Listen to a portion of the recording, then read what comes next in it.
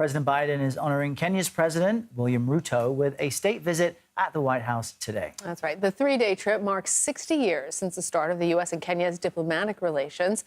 The White House rolled out the literal red carpet for the visit. The two presidents are holding meetings about the future of their partnership. And this, interestingly, is the first state visit from a leader of an African country since 2008. President Ruto is also the first head of a country that's not a member of the G20 to make a state visit during the Biden administration.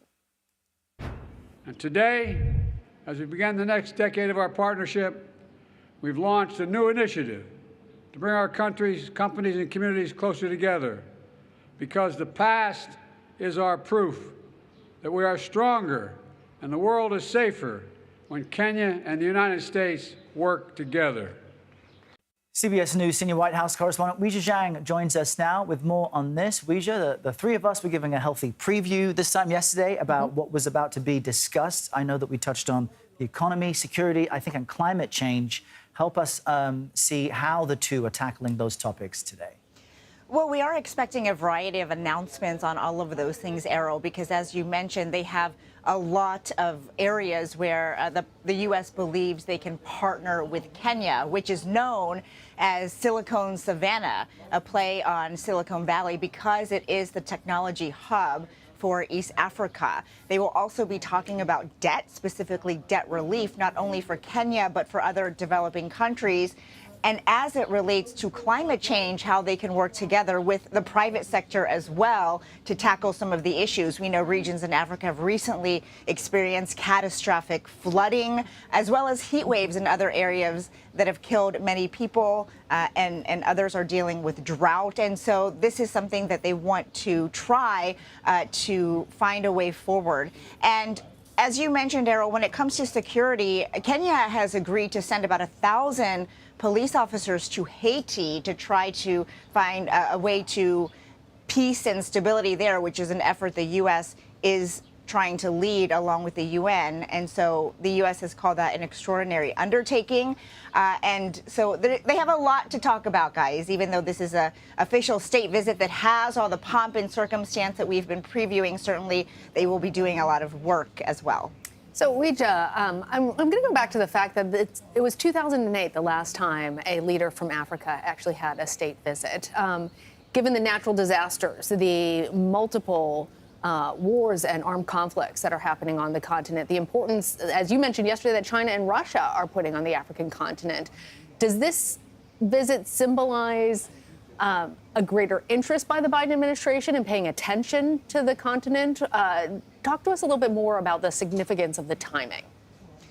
That's right. President Biden made very clear 2 years ago when he invited dozens of African leaders here and said that the U.S. was, quote, all in on Africa, that he really views this continent as quickly developing and quickly taking a new role on the global stage, especially, Lana, as you mentioned, China and Russia continue to try to assert influence in the region with visits of their own and with billions and billions of dollars. And so because the world has changed in this way, and we have seen the way that Africa has continued to develop and become part of the conversation, it is critical for the U.S.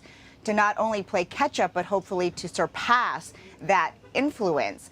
And we should also mention that President Biden had promised that in 2023 he would visit Africa at some point. But there were two wars going on. There were unexpected circumstances that took away his time. And so this is viewed in some ways as a recommitment to Africa by literally rolling out the red carpet for the president of Kenya. Quick question just on the pomp and circumstance of it all, Weijia. What do we expect for the state dinner? Who's going to be there? Is there a special musical guest? You know, all the fun stuff. So we are waiting for the guest list, Errol, but of course, we are expecting a lot of prominent African Americans here to symbolize this relationship. We know that they'll be feasting on chilled tomato soup as a toast to the beginning of summer, along with lobster. And we know that President Ruto loves gospel music and he loves country music. So when he arrived, we got to hear from the Howard University Gospel Choir. It was beautiful. And tonight, Brad Paisley is going to be the entertainment. So they will be having a very intimate dinner tonight, the highest honor really that you can bestow upon another leader. And certainly the First Lady has had a huge hand in decorating and setting up the dinner.